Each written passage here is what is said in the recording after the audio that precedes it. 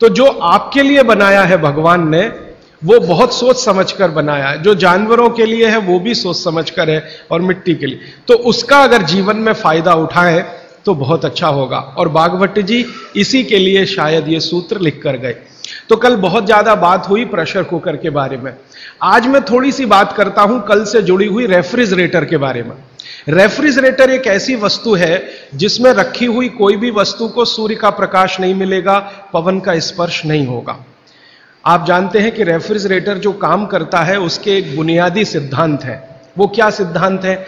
आपके रूम का जो टेम्परेचर है, आपके कमरे का जो तापमान है, उससे नीचे का तापमान वो पैदा करेगा।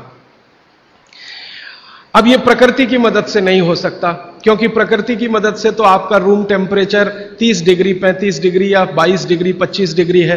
तो प्रकृति के विरुद्ध जाकर उसको काम करना पड़ेगा, तो उसके लिए कुछ एक्स्ट्रा एफर्ट्स लगेंगे। तो ऐसी गैस रसायन शास्त्र में जो तापमान को कम करने में काम में आती हैं, उन गैसों का इस्तेमाल रेफ्रिजरेटर करेगा। और एक दो नहीं, ऐसी 12 गैसों का इस्तेमाल रेफ्रिजरेटर करता है, जिनको विज्ञान की भाषा में CFCs कहते हैं, क्लोरोफ्लोरोकार्बन्स, जिसमें क्लोरीन भी है, फ्लोरीन भी है और कार्बन डाइऑक्साइड। अगर आप रसायन शास्त्र की डिक्शनरी निकाल कर देखें, आप में से जिन्होंने पढ़ा है केमिस्ट्री उनके लिए तो आसान है, जिन्होंने नहीं पढ़ा वो डिक्शनरी निकाल कर देखें। क्लोरीन, क्लोरीन के सामने लिखा हुआ है जहर। सीधे डिक्शनरी देखें, टेक्स्ट की बात नहीं कर रहा हूं, एक डिक्शनरी खरीद लें केमिस्ट्री की और क्लोरीन शब्द देखें तो सामने ही लिखा हुआ है जहर। और फिर फ्लोरीन देखें तो अत्यंत जहर, और कार्बन डाइऑक्साइड तो जहर का बाप। आप जानते हैं कि शरीर का ये जो श्वासोश्वास की क्रिया है, प्राणायाम जिसको आप कहते हैं, इसमें आप हमेशा कार्बन डाइऑक्साइड छोड़ते हैं। ये क्यों छोड़ते हैं? रख लीजिए इसको अंदर। अगर इससे इतना ही प्रेम है कि रेफ्रिजरेटर लाके आपने घर के सबसे अच्छे स्थान पर रखा है, जो हर समय कार्बन डाइऑक्साइड से ही खेल रहा है, तो आप अंदर की कार्बन अंदर ही रख लीजिए, बाहर मत छोड़िए। बहुत प्रेम है आपको इससे, तो आप मर जाएंगे। शाम नहीं लगेगी, रात नहीं लगेगी, मिनट में मर जाएंगे। इसलिए प्रकृति ने व्यवस्था ऐसी बनाई है कि कार्बन डाइऑक्साइड जो आपको मार डालेगी, इसको बाहर निकालते रहना है। अब ये बाहर निकले तो आप स्वस्थ रहें। कार्बन डाइऑक्साइड जैसी ही खराब गैसों में क्लोरीन और फ्लोरीन की गिनती होती है। अब ये तीनों, कार्बन से मिला हुआ, क्लोरीन से मिला हुआ, फ्लोरीन से मिला हुआ 12 गैस एक साथ रेफ्रिजरेटर छोड़ता है। CFC1 गैस का नाम है, CFC1, CFC2, CFC3, ऐसी CFC12 तक 12 गैसें एक साथ छोड़ता, 24 घंटे छोड़ता रहता है, क्योंकि वो चालू है आपके घर में।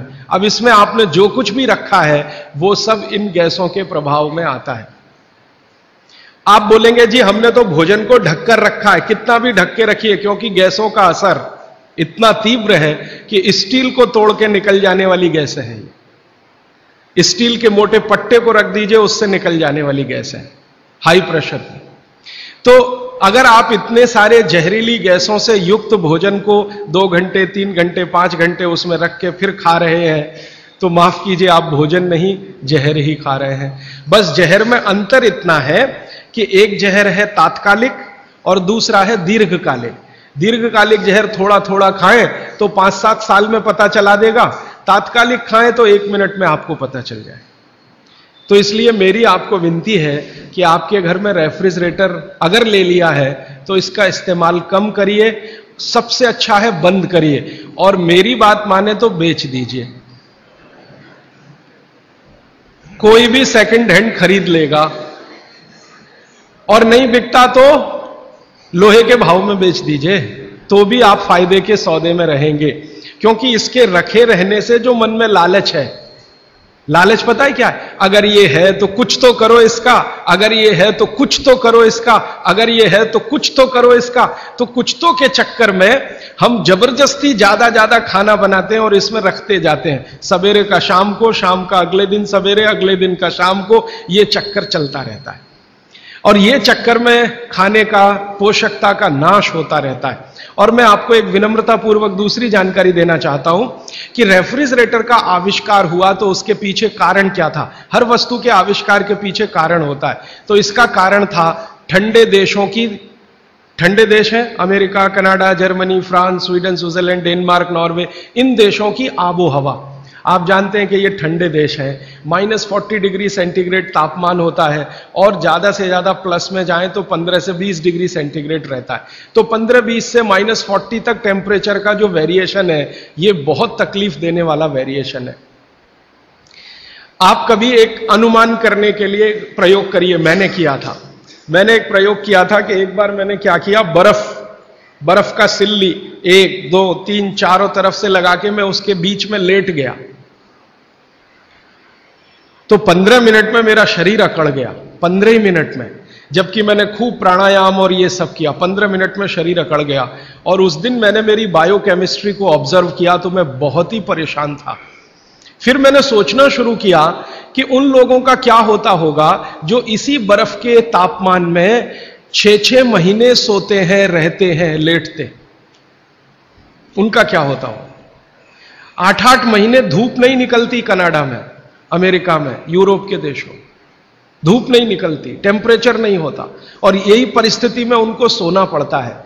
तो कितनी तकलीफें उनके शरीर को होती होंगी, और शरीर के साथ उनके भोजन को होती होंगी, क्योंकि शरीर भोजन से ही है। तो भोजन को ये सारी तकलीफें थोड़ी कम हो, उसके लिए वहां के वैज्ञानिकों ने रात दिन मेहनत करके ये मशीन बनाई। और उन्होंने कहा कि जो टेम्परेचर को हम प्रकृति के रेगुलेशन में है, हम उसे कंट्रोल नहीं कर सकते, कुछ एरिया हम ऐसा बनाएं जिसको हम कंट्रोल कर सकें, हम जब चाहें टेम्परेचर को बढ़ा सकें, घटा सकें। इसके लिए रेफ्रिजरेटर बना। तो ये उनकी मजबूरी में से निकली हुई मशीन है। कोई उन्होंने बहुत आगे प्रोग्रेस करके ये बनाया, ऐसा नहीं है, उनकी मजबूरी है, उस मजबूरी में से ये निकला। और उनकी सबसे बड़ी मजबूरी ये है कि एलोपैथी में कई दवाएं ऐसी हैं जो ज्यादा तापमान पे खत्म हो जाती हैं और कम तापमान पे भी खत्म हो जाती है। बहुत सारी दवाएं एलोपैथी में ऐसी हैं जो हाई टेम्परेचर पे भी खत्म हो जाती हैं, माने उन दवाओं का असर नहीं रहता, लो टेम्परेचर पे भी खत्म हो जाती हैं। तो उन दवाओं को रखने के लिए एक टेम्परेचर हमारे कंट्रोल में रहे, इसके लिए फ्रिज बना। वो पानी रखने के लिए नहीं बना है, दाल रखने के लिए नहीं बना, सब्जी रखने के लिए, दवाएं रखने के लिए बना। और आपको एक और जानकारी दूं कि यूरोप में ये जब आविष्कार किया सबसे पहले, तो मिलिट्री के लिए इसका उपयोग हुआ था, और मिलिट्री के लिए ही ये बना था, क्योंकि आर्मी के जो सैनिक हैं वो चुस्त दुरुस्त और तंदुरुस्त रहने चाहिए। जब जरूरत हो दवाएं उनको समय पर उसी टेम्परेचर की मिलनी चाहिए, इसके लिए ये फ्रिज आया। ये हमारे लिए नहीं बना, हिंदुस्तान के लिए तो इसकी कोई आवश्यकता नहीं। और यूरोप में एक दूसरी समस्या है, आप जानते हैं कि जहां 6 से 8 महीने बर्फ पड़ेगी, वहां हर चीज जरूरत की समय पर नहीं मिलेगी। मान लीजिए ये जो समय है ना, दिसंबर, जनवरी, फरवरी, मार्च, ये सब वहां बर्फ का समय है। अब इस बर्फ के समय में वो चाहे कि आलू चाहिए, नहीं मिलेगा, टमाटर चाहिए, नहीं मिलेगा, भिंडी चाहिए, नहीं मिलेगी, गाजर चाहिए, कुछ नहीं मिलेगा उनको। बर्फ मिलेगी, खा लो तो खा लो, नहीं तो उसको गर्म करके पानी बना लो, और कुछ नहीं मिलेगा। तो जो कुछ नहीं मिलेगा, उस समय कुछ चीजों को स्टोर करके रखने के लिए रेफ्रिजरेटर है। जब मिल रहा है तो इकट्ठा खरीदो और स्टोर करके इसको रखना शुरू कर दो।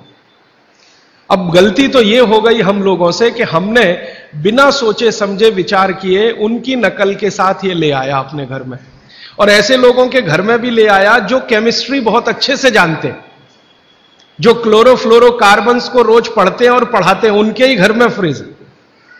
मैं कहता हूं प्रोफेसर साहब, आप ये क्या गजब कर रहे हैं, आप तो जानते हैं, क्या करें, पत्नी नहीं मानती, बच्चे नहीं मानते, तो आपकी केमिस्ट्री पत्नी को क्यों नहीं समझाई अभी तक? तो कहते समझती नहीं। तो मैंने कहा फिर आप प्रोफेसर क्यों हो गए?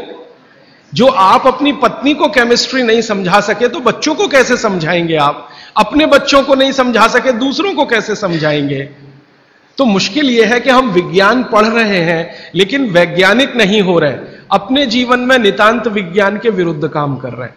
प्रकृति और विज्ञान के विरुद्ध अगर कोई चीज सबसे खराब हमारे घर में है तो प्रेशर कुकर के बाद यही है रेफ्रिजरेटर। तो मेरी विनती है कि आप इसका रखा हुआ खाना मत खाइए, क्योंकि वो जहर हो जाता है। तो आप बोलेंगे फिर क्या करें? एक नियम बना लीजिए अपने जीवन में, जो हमारे दादा दादी नाना नानी के समय का बनाया हुआ है, और शायद बाघभट्ट ने भी ये नियम लिखा है बहुत रेखांकित करके। वो ये कहते हैं, अब मैं दूसरे नियम पर आ रहा हूं, पहले नियम खत्म हो रहे हैं, अब दूसरे पर मैं जा रहा हूं। बाघभट्ट जी कहते हैं कि कोई भी खाना जो बना, कोई भी खाना, दाल बनी, चावल बना, रोटी बनी, बनने के 48 मिनट के अंतर इसका उपभोग हो जाना चाहिए। यह दूसरा नियम, दूसरा सूत्र है। कोई भी खाना बना, बनने के 48 मिनट के अंदर उसका उपभोग माने कंजम्पशन हो जाना चाहिए।